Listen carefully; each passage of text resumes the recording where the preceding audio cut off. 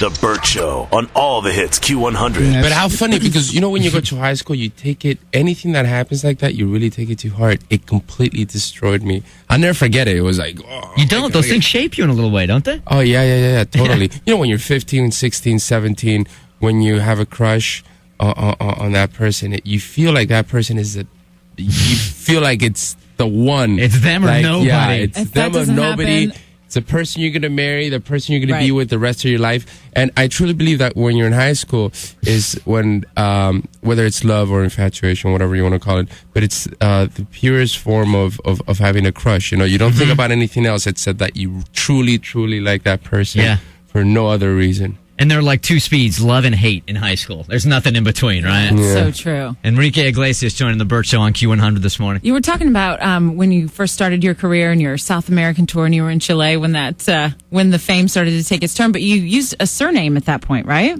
I mean, not at that point. What I did is I was going through high school, and I began to write songs when I was like 15, 16 because I was a bad student. And I realized that I could sit down and at least try to write songs, and I could do it for hours. And I liked it. I loved it. Time would fly by when I was doing it. And I left to Mexico when I was 18, 19 for one day, and I signed a record contract. I never forget it because it was like 100 pages, and I was freaking out.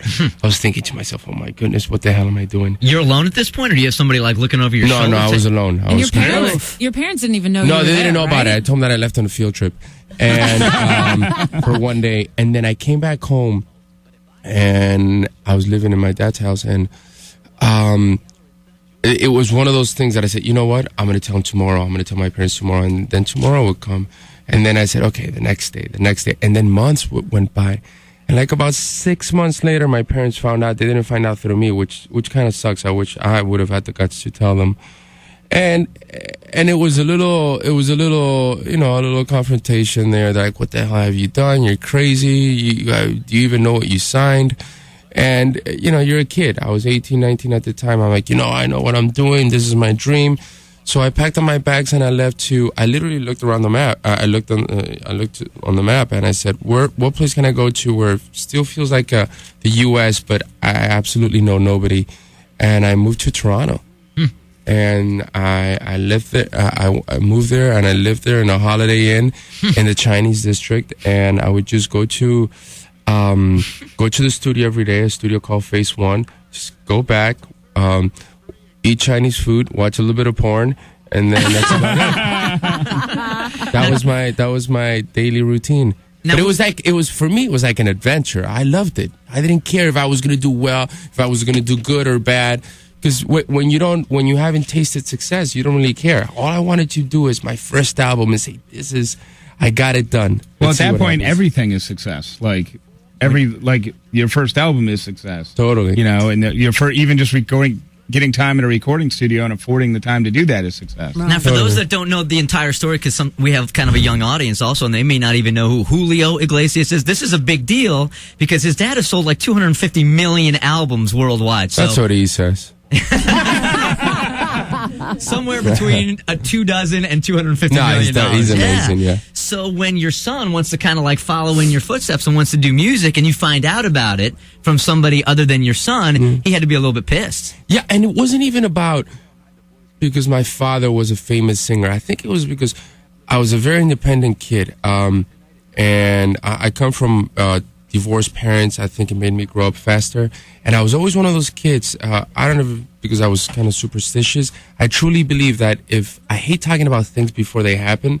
I thought that if I talked about it before it happened, or if I talked about my dream, it was never going to happen. And you used that fake name for a while, right? Didn't you go under Enrique Martinez? Yeah, I did. I went. That'll throw him. That'll throw. No, but I had honestly, I would send demos, and some of them didn't know who I was, and I got rejected actually with both names. I got rejected by a few big labels, and finally this.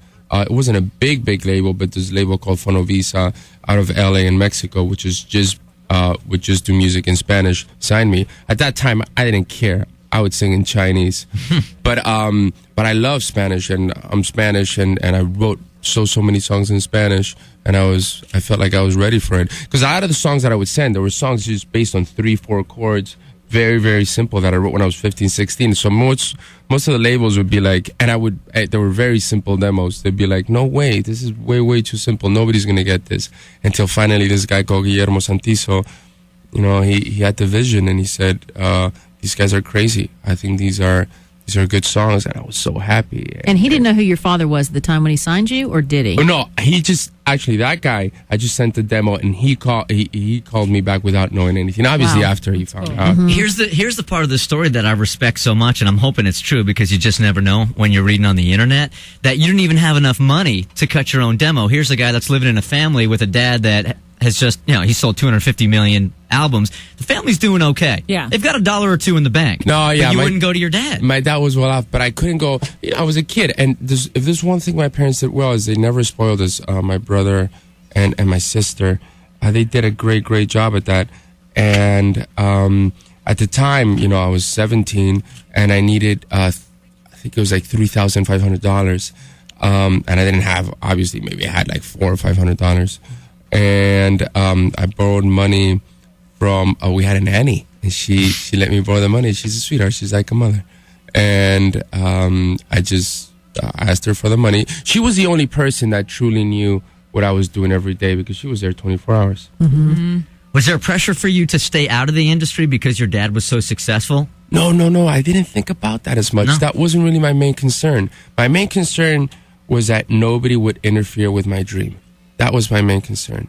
And when I was a little kid, I wanted to be 3 things. Obviously, the strongest was to be a singer. The other one was to be a windsurfer. And my brother and I camped out.